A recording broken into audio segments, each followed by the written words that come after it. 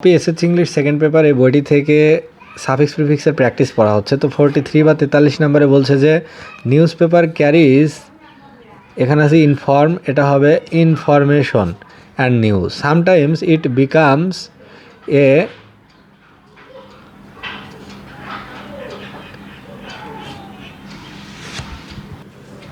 তাহলে sometimes it becomes a প্রোপাগ্যান্ডিস্ট, এ উঠে যায় আইএসটি হবে, propagandist, and publishes propaganda.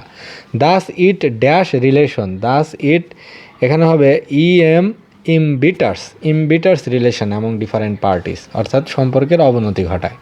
Moreover yellow journalism is very harmful, the journalist should be unbiased, biased আছে, এটা হবে আনবায়াসড, অর্থাৎ নিরপেক্ষ হতে হবে হোয়াইল কালেক্টিং নিউজ।